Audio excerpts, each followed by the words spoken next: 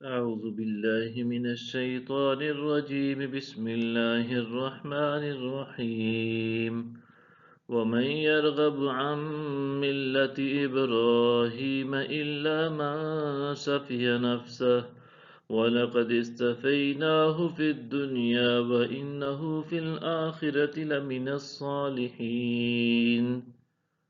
اور کون ہے جو ابراہیم کے دین سے روگرداں ہو سوائے اس کے جس نے خود کو مبتلا حماقت کر رکھا ہو، اور بے شک ہم نے انہیں ضرور دنیا میں منتخب فرما لیا تھا، اور یقیناً وہ آخرت میں بلند رتبہ مقربین میں ہوں گے۔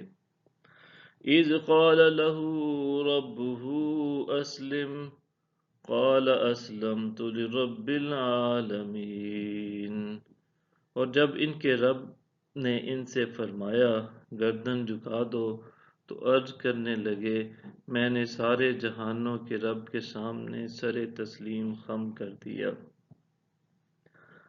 وَوَصَّى بِهَا إِبْرَاهِيمُ بَنِيهِ وَيَعْقُوبُ يَا بَنِيَّ إِنَّ اللَّهَ اصْطَفَى لَكُمُ الدِّينَ فَلَا تَمُوتُنَّ إِلَّا وَأَنْتُمْ مُسْلِمُونَ۔ اور ابراہیم نے اپنے بیٹوں کو اسی بات کی وصیت کی، اور یعقوب نے بھی، اے میرے لڑکو، بے شک اللہ نے تمہارے لیے دین پسند فرمایا ہے، سو تم مسلمان رہتے ہوئے ہی مرنا۔ ام کنتم شہداء اذ حضر یعقوب الموت اذ قال لبنیہ ما تعبدون من بعدی قالوا نعبد إلهك وإله آبائك إبراهيم وإسماعيل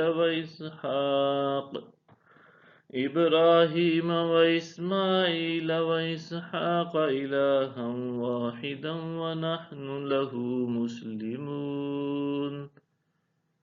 کیا تم حاضر تھے جب یعقوب کو موت آئی، جب انہوں نے اپنے بیٹوں سے پوچھا تم میرے بعد کس کی عبادت کرو گے؟ تو انہوں نے کہا ہم آپ کے معبود اور آپ کے باپ دادا ابراہیم اور اسماعیل اور اسحاق کے معبود کی عبادت کریں گے جو معبود یکتا ہے، اور ہم اسی کے فرما بردار رہیں گے۔ صدق اللہ العظیم۔